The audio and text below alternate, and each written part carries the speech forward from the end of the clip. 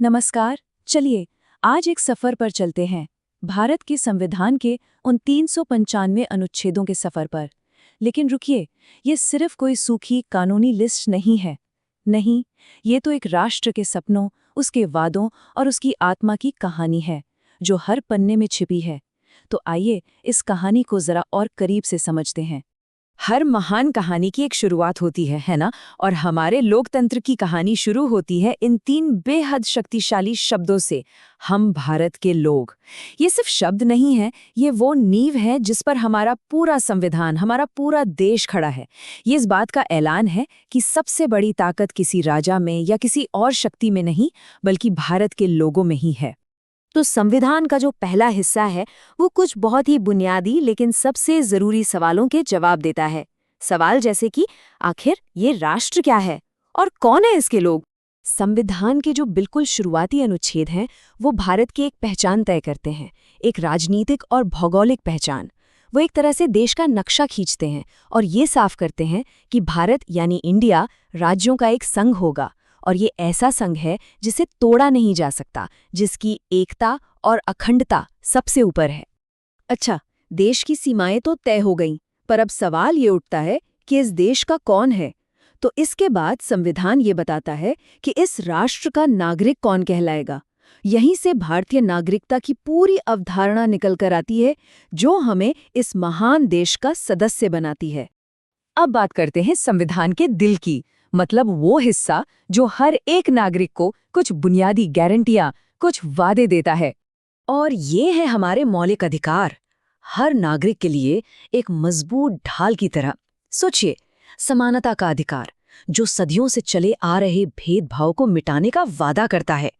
स्वतंत्रता का अधिकार, जो हमें बोलने की, अपनी बात रखने की ताकत देता है। अपने धर्म को मानने की आज़ादी।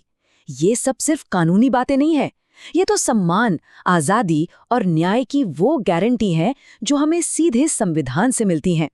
तो ठीक है, राष्ट्र क्या है ये तय हो गया, नागरिकों के अधिकार भी सुरक्षित हो गए। लेकिन ये इतना बड़ा देश असल में काम कैसे करता है, इसके लिए भी संविधान ने शासन का एक बहुत ही स्पष्ट और मजबूत इंजन तैयार किया है। और यहीं पर हमें लोकतंत्र के वो तीन मजबूत स्तंभ देखने को मिलते हैं, विधायिका, कार्यपालिका और न्यायपालिका। कितना शानदार सिस्टम है ये, शक्तियों का बंटवारा।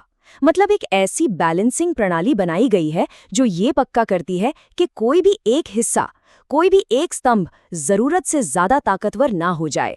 और इसी संतुलन से हमारा देश प्रभावी ढंग से और निष्पक्ष रूप से चलता है।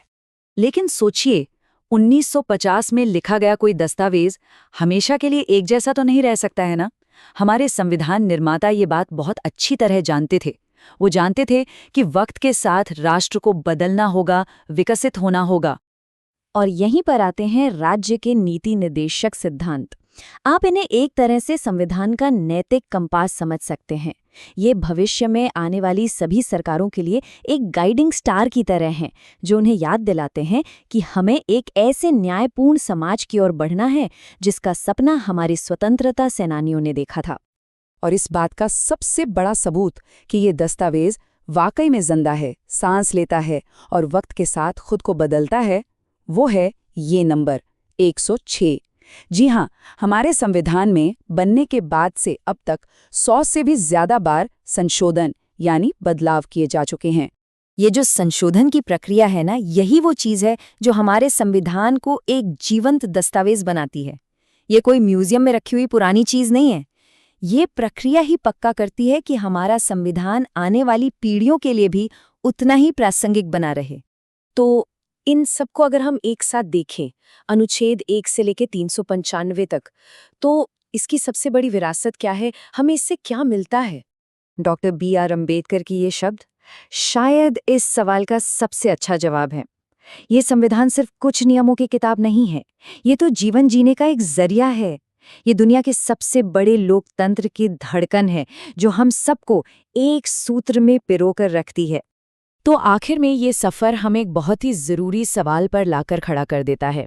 देखिए, ये संविधान सिर्फ एक किताब नहीं है, ये एक वादा है, एक ऐसा वादा जो हम भारत के लोगों ने खुद से किया था। तो सोचने वाली बात यह है कि क्या हम सब मिलकर इस वादे को निभा पा रहे हैं, और इस महान दस्तावेज की आत्मा को जिंदा रखने में हमारी हर एक की क्या भूमिका है।